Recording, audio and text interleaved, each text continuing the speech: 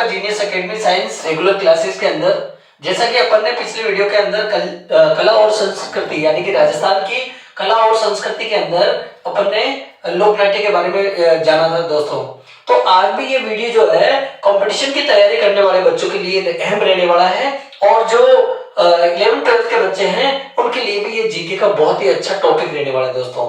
यानी कि हम बात करेंगे आज राजस्थान के लोक गीतों के बारे में। देखिए प्रसिद्ध जो लोकगीत है राजस्थान के, हालांकि इसमें में ये सारे लोकगीत अपन पॉसिबल नहीं है कि छोटे से वीडियो के अंदर, बट जो सबसे इम्पोर्टेंट लोकगीत है जिससे संबंधित क्वेश्चन पूछे जाते हैं एग्जाम के अंदर, चाहे वो आरएस लेवल के एग्जाम हो, चाहे रीट के हो, चाहे यूपीएससी, चाहे एसएससी के, चाहे कोई भी किसी भी प्रकार का कंपटीशन एग्जाम हो, उसके अंदर जीके पेपर के अंदर इनमें से संबंधित क्वेश्चन पूछे जाते हैं दोस्तों। तो आज हम इस वीडियो के अंदर यही जानेंगे कि राजस्थान के प्रमुख लोकगीत कौन से हैं और वो कौन से क्षेत्रों से संबंधित रखते हैं और उनका क्या महत्व है दोस्तों। तो वीडियो के अंत तक बने रहना, बिल्कुल भी स्किप मत करना और बेल आइकन जरूर प्रेस कर लेना, ताकि इस प्रकार के कला और संस्कृति से रिलेटेड और आपको जनरल साइंस से रिलेटेड सारे वीडियो आपके मोबाइल स्क्रीन पे आपको घर बैठे मिल जाए दोस्तों। तो जो चैनल पे नए हैं वो बिल्कुल भी देरी ना कीजिए, वो चैनल को सब्सक्राइब कर लीजिए दोस्तों। चलिए चर्चा करते हैं राजस्थान के लोकगीतों के बारे में दोस्तों। तो देखिए जानेंगे राजस्थान के प्रमुख लोकगीत कौन से होते हैं। यानी कि लोकगीत का मतलब ये होता है कि लोगों द्वारा गाए जाने वाले गीत, ठीक है ना, जिनका कल्चर से बहुत ज्यादा रिलेशन होता है, जिसका संस्कृति से बहुत ज्यादा रिलेशन होता है। और दोस्तों आपको मैं जानकारी के लिए बता देता हूं कि पूरे भारत की अगर बात करें तो राजस्थान एक बहुत ही रंगीला राज्य के नाम से जाना जाता है, और राजस्थान का जो कल्चर है पूरा वर्ल्ड फेमस है दोस्तों, ठीक है ना। तो आज हम इस वीडियो के अंदर जानेंगे कि कौन कौन से लोकगीत हैं और उनका क्या अहम महत्व है और वो कौन से क्षेत्रों से रिलेटेड करते हैं दोस्तों। सबसे पहले अगर बात करें तो लोकगीतों के अंदर आता है पटेलियों, बिछियों और लालर, ठीक है ना दोस्तों, पटेलियों, बिछियों और लालर। तो ध्यान रख लीजिएगा, याद रखने वाली बात है, जो पटेलियों, बिछियों और लालर नामक जो लोकगीत है राजस्थान के, वो पर्वतीय क्षेत्रों में गाए जाने वाले जो है पर्वतीय क्षेत्रों में, ठीक है ना, पर्वतीय क्षेत्रों में गाए जाने वाले लोकगीत होते हैं दोस्तों। यहां पर बहुत इंपॉर्टेंट चीज याद रखना, अगर बाय द वे अगर ऑप्शन में पर्वतीय क्षेत्र ना मिले आपको, पटेलियों, बिछियों, लालर, इन लोक गीतों के लिए अगर पर्वतीय क्षेत्र नहीं मिलता ऑप्शन में तो कोई बात नहीं, आपको मेवाड़ जरूर मिलेगा। मेवाड़ वाला जो एरिया है वो आपको ऑप्शन में जरूर मिलेगा। तो दोनों बातें याद में रखनी है, अगर पर्वतीय क्षेत्र आते हैं तो वो भी राइट वे होगा और मेवाड़ आता है तो वो भी राइट वे होगा दोस्तों। इसके बाद में बात करते हैं गोगरी और केवड़ा दोस्तों। आपको पता होना चाहिए गोगरी और केवड़ा जो है एक प्रकार का मरुस्थलीय क्षेत्रों में गाए जाने वाले लोकगीत है। मरुस्थलीय दोस्तों, कौन से क्षेत्रों में गाए जाने वाले गीत है ये? मरुस्थलीय क्षेत्र के अंदर, ठीक है ना। और आपको पता होना चाहिए केवड़ा जो है एक वृक्ष है जिसको संबोधन के रूप में इस लोक गीत का जो है मतलब इस केवड़ा नामक एक वृक्ष के बारे में ही ये लोकगीत आधारित है। तो केवड़ा को संबोधन के लिए ये गाया जाने वाला लोकगीत है। तो गोगरी और केवड़ा जो है मरुस्थलीय क्षेत्र में गाया जाता है, और पटेलियों, बिछियों और लालर पर्वतीय क्षेत्रों के अंदर यानी मेवाड़ वाला एरिया है। अगला जो लोकगीत आता है वो आता है दोस्तों बिछुड़ो।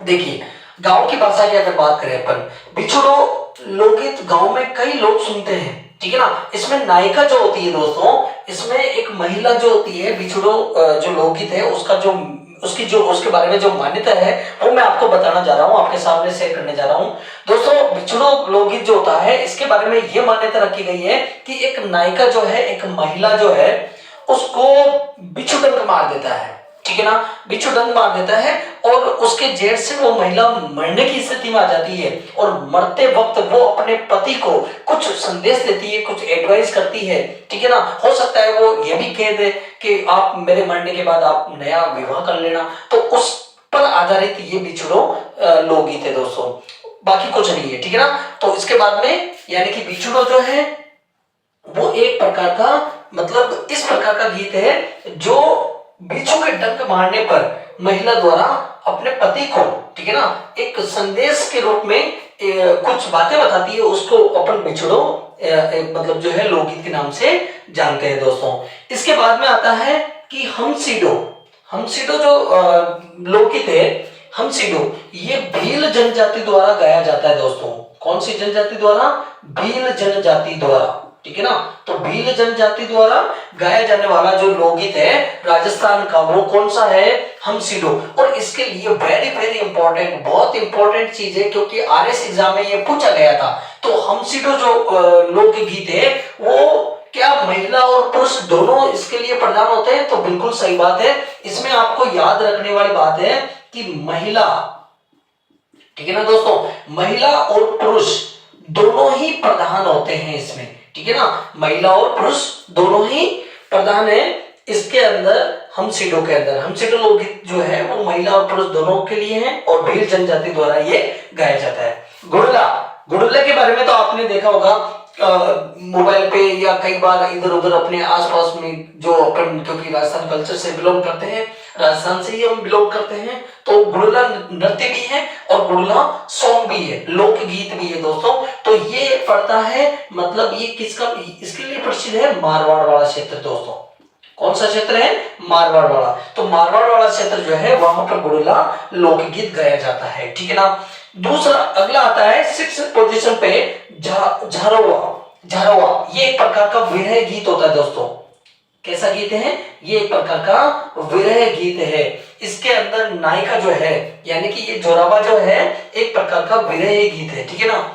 और इसके बाद में आता है मोमल। हालांकि इस चीज पे फोकस कर लीजिएगा, बहुत इंपॉर्टेंट चीज है कि झारोवा जो लोकगीत है एक प्रकार का विरह गीत है, लेकिन ये कहाँ का प्रसिद्ध है?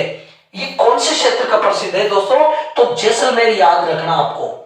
क्या याद रखना है? जैसलमेर। जैसलमेर से संबंधित है, यानी कि जैसलमेर का प्रसिद्ध विरह गीत कौन सा है? झारोवा है। इसके बाद में अगर बात करें मोमल, मोमल, तो मोमल जो है ये भी जैसलमेर से ही बिलोंग करता है, ये भी जैसलमेर का लोकगीत है। लेकिन ध्यान देना, ये जो युवती होती है, ये जो युवती होती है उसके सौंदर्य का प्रतीक है, मतलब इसके सौंदर्य पे आधारित ये लोकगीत है राजस्थान का, ठीक है ना। तो यहां तक की कहानी आप लोगों को उम्मीद करता हूं समझ में आई होगी कि जो पहला लोकगीत है पटेलियो है, बिछियो है, लालर है, वो पर्वतीय क्षेत्रों के अंदर गाया जाता है। और इसको ऑप्शन में ध्यान देना, अगर मेवाड़ आता है तो वो भी राइट होगा। अगला है नेक्स्ट घुघरी केवड़ा। केवड़ा एक वृक्ष है, उसको संबोधन करते हुए ये लोकगीत गाया जाता है और एक प्रकार का मरुस्थलीय क्षेत्र में गाया जाने वाला लोकगीत है। इसके बाद में बिछुड़ो। बिछुड़ो एक प्रकार का जो नायिका बिच्छू के डंक से मरने की कगार पर होती है, तो अपने पति को वो एक संदेश देती है, उस अवसर पर जो लोकगीत लिखा हुआ है। इसके बाद में हमसीडो जो भील जनजाति द्वारा महिला और पुरुष दोनों प्रधान होते हैं, उन द्वारा गाया जाता है। गुड़ला मारवाड़ का प्रसिद्ध है और झारोवा एक प्रकार का विरह गीत है दोस्तों, जो जैसलमेर से बिलोंग करता है। और इसी प्रकार मोमल, मोमल भी जैसलमेर का ही प्रसिद्ध जो है एक प्रकार का लोकगीत है। और याद रखना, मोमल वाले जो नृत्य के, मोमल वाले जो लोकगीत के अंदर युवती के सौंदर्य पर आधारित है, ठीक है ना, युवती के सौंदर्य पर आधारित ये लोकगीत आता है। चलते हैं आगे। नेक्स्ट आता है ओयो। ओयो जो लोकगीत होता है दोस्तों, इसमें आपको याद रखना है कि पुत्री के विवाह के दौरान, पुत्री के विवाह के समय, पुत्री के विवाह के समय जो विदाई दी जाती है पुत्री को, ठीक है ना, जो पिता द्वारा जो घर से विदा किया जाता है, तो विदाई के दौरान जो गाया जाने वाला जो गीत होता है दोस्तों, उसको अपन क्या कहते हैं? ओयो कहते हैं, ठीक है ना। अरे मारवाड़ी जो लैंग्वेज के अंदर कहते हैं ना ओयो, ओयो का मतलब यही है कि पुत्री का जब विवाह हो जाता है तो उसको जो विदाई दी जाती है, उस समय जो एक गीत गाया जाता है, लोकगीत गाया जाता है, उसको अपन ओयो कहते हैं, ठीक है ना। चलते हैं नेक्स्ट। अगला आता है पावना। अगला गीत है लोकगीत है पावना।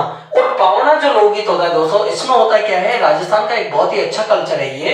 इसमें क्या होता है कि जैसे मान लीजिए किसी व्यक्ति का किसी पुरुष का विवाह होता है, ठीक है ना, तो विवाह होने के बाद में वो अपनी पत्नी को लेके चला जाता है अब ससुराल वापस, ठीक है ना। लेकिन जब वापस अपने ससुराल आता है, ठीक है ना, जब अपने ससुराल आता है तो वहां की महिलाओं द्वारा जो पावना गीत गाया जाता है, ठीक है ना, यानी कि दामाद के मतलब दामाद के ससुराल आने पर जो लोक गीत गाया जाता है उसे हम कहते हैं पावना। हमारे कल्चर के अंदर उसको कहते हैं पावना, ठीक है ना। अगला आता है छेड़े। देखो छेड़े जो लोकगीत है दोस्तों, ये एक इस प्रकार का लोकगीत है जिसमें मान लीजिए किसी महिला के बालक जन्म लेता है, शिशु जन्म लेता है और अनफॉर्चुनेटली दुर्भाग्य से उस बालक की क्या हो जाती है, मौत हो जाती है, ठीक है ना, किसी बीमारी की वजह से या कैसे भी करके वो बच्चा मर जाता है। तो उसके वियोग में जो गीत गाया जाता है महिलाओं द्वारा उसे छेड़े कहते हैं। यानी कि शिशु के मृत्यु पर, ठीक है ना, तो शिशु के मृत्यु पर जो लोकगीत गाया जाता है उसे छेड़े कहते हैं। अब यहां से याद आया कि मृत्यु पे तो छेड़े गीत गाया जाता है, लेकिन अगर मान लीजिए कोई बच्चा जन्म लेता है, ठीक है ना, तो जन्म लेने के दौरान उस बच्चे के उस अवसर पर कौन से गीत गाए जाते हैं, ये भी बहुत इंपॉर्टेंट क्वेश्चन है। तो मृत्यु के समय अगर मान लीजिए कोई अनफॉर्चुनेटली कोई बच्चा मरता है तब तो छेड़े लोकगीत गाए जाते हैं महिलाओं द्वारा, ठीक है ना, जो एक वियोग के अंदर जो बच्चे के दुख के लिए गाए जाते हैं। और अगर उसके विपरीत यदि ये बच्चा जन्म लेता है तो बदावा गीत गाए जाते हैं दोस्तों। कौन से गीत गाए जाते हैं? बदावा। एक नाम और याद रखना, बदावा बोल सकते हैं इसको या जच्चा गीत भी कह सकते हैं, जच्चा, ठीक है ना, जच्चा गीत भी अपन इसको कह सकते हैं। तो बदावा और जच्चा दोनों गीत जन्म के समय गाए जाते हैं और छेड़े जो है दोस्तों वो बच्चे के मौत के समय, मृत्यु हो जाने के कारण उस समय गाए जाने वाले लोकगीत है। इसके बाद में आता है सारंग। तो सारंग जो लोकगीत है वो महिला द्वारा दोपहर के समय गाया जाता है दोस्तों। कौन से? दोपहर के समय, ठीक है ना। कुछ एरिया ऐसे हैं जहां दोपहर के समय गाए जाने वाला जो लोकगीत होता है वो कौन सा होता है दोस्तों? सारंग। बहुत ही इंटरेस्टिंग और बहुत ही इंपॉर्टेंट वीडियो उन लोगों के लिए जो फर्स्ट ग्रेड की तैयारी कर रहे हैं, जो यूपीएससी की तैयारी कर रहे हैं और जो सेकंड ग्रेड और रीट की जो तैयारी कर रहे हैं, ठीक है ना। तो एसएसटी वाले स्टूडेंट्स के लिए तो बहुत ही इंपॉर्टेंट है और 11th-12th वाले बच्चों के लिए भी बहुत इंपॉर्टेंट टॉपिक है ये दोस्तों। यानी कि जीके का बहुत अच्छा टॉपिक है ये राजस्थान के लोकगीत। बात करते हैं अगले लोकगीत के बारे में, कोंकणी गीत। अरे भाई कोंकणी गीत के बारे में तो आप लोगों को पता होगा। कोंकणी गीत को कोंकड़ा गीत भी कहते हैं, कोंकड़ा गीत भी कहते हैं, मतलब कुछ एरिया के अंदर इसको कोंकड़ा गीत भी कहते हैं। देखिए क्या होता है गांव में, क्या होता है, अरे वो रात्रि जोगा नहीं होता क्या गांव में, कुछ महिलाएं, ठीक है ना, रात के समय जो रात्रि जोगा देती है, जो रात्रि जागरण करती है, उस समय जो गीत गाए जाते हैं वो रात्रि जोगा के गीत होते हैं। लेकिन आपको पता होना चाहिए कि वो सुबह अर्ली मॉर्निंग जिसे अपन तड़के कहते हैं, तो तड़के के समय जो यानी कि रात्रि जागरण के अंतिम चरण में जो गीत गाया जाता है महिलाओं द्वारा उसी को कोंकणी गीत कहते हैं, उसी को कोंकड़ा गीत कहते हैं। उस समय उस कोंकणी गीत के बाद में जो है वो सभी महिलाएं अपने अपने घर चली जाती है, मतलब कह सकते हैं कि वो बिखर जाती है, ठीक है ना। तो वो रात्रि का जागरण कंप्लीट हो जाता है। तो अपन कोंकणी गीत जो होता है वो रात्रि के जागरण के बाद, रात्रि के जागरण में जागरण का अंतिम गीत होता है, ठीक है ना, महिलाओं द्वारा गाए जाने वाला अंतिम गीत होता है, उसी को कोंकणी गीत कहते हैं। जो रात्रि जोगा देती है महिलाएं, ठीक है ना, उसके बाद में जो लास्ट गीत गा दिया ना उन्होंने, ठीक है ना, तो वो कोंकणी गीत है। उसके बाद में कोई गीत वीत नहीं है, फिर वो सभी महिलाएं अपने अपने घर चली जाती है, ठीक है ना। अगला आता है केसरिया बालम। वेरी वेरी इंपॉर्टेंट दोस्तों, केसरिया बालम, ठीक है ना, ये हमारे लिए बहुत इंपॉर्टेंट लोक गीत रहने वाला है। केसरिया बालम का संबंध जो है वो नायिका जो है एक प्रकार का ये श्रृंगारिक गीत है। केसरिया बालम में एक प्रकार का श्रृंगारिक गीत है दोस्तों। इसमें नायिका क्या करती है, अपने नायक के लिए यानी कि एक महिला जो है अपने पति के लिए तैयार होती है, श्रृंगार करती है और श्रृंगार करने के बाद में ये लोकगीत द्वारा अपने पति को बुलाती है, उसे कहते हैं केसरिया बालम। अंतरराष्ट्रीय लेवल पे इस गीत को बहुत ज्यादा मान्यता मिली हुई है, यानी कि अंतरराष्ट्रीय पहचान लिए हुए ये लोकगीत है। इसके बारे में मेन चीज आपको याद रखना है। सबसे पहले इंपॉर्टेंट चीज याद रखनी है कि केसरिया बालम जो लोकगीत है वो कैसा गीत है, मतलब तो महिला अपने पति को श्रृंगार के बाद बुलाने के लिए ये लोकगीत गाती है और ये अंतरराष्ट्रीय लेवल पे सबसे ज्यादा गाया जाने वाला लोकगीत है। अंतरराष्ट्रीय लेवल पे सबसे ज्यादा गाया जाने वाला गीत है और इसका संबंध है बीकानेर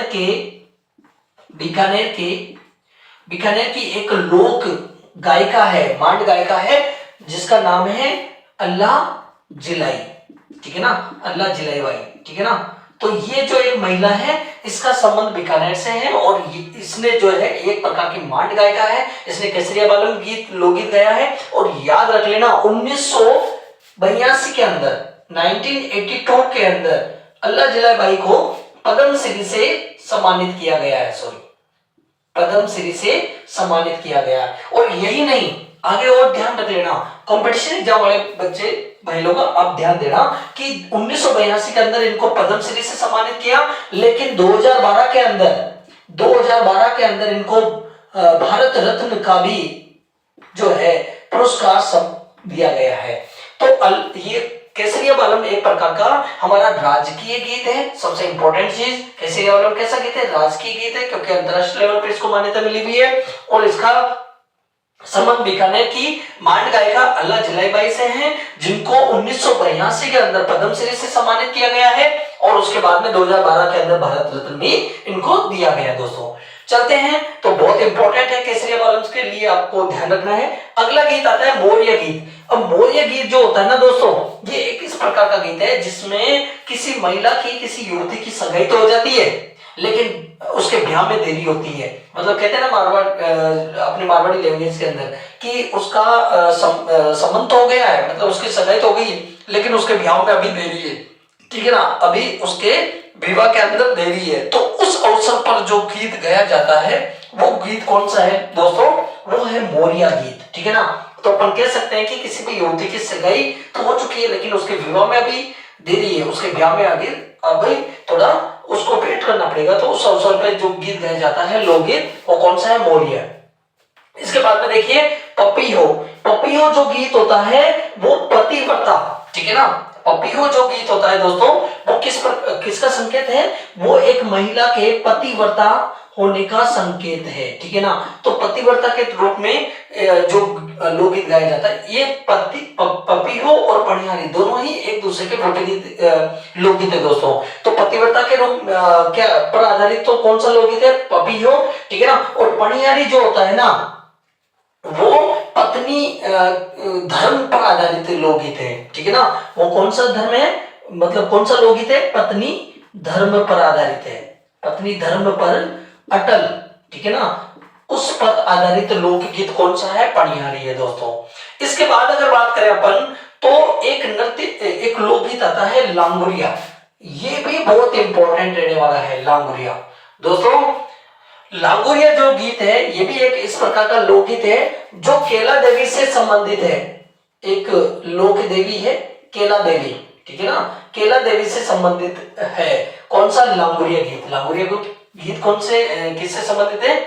मतलब जो है केला देवी से संबंधित है। और केला देवी जो है आपको पता होना चाहिए लक्खी मेला, ठीक है ना। कौन सा मेला? लक्खी मेला। तो ठीक है ना, तो लक्खी मेला से आपको याद में रहना चाहिए कि लक्खी मेला से संबंधित जो है लोकगीत वो कौन सा है?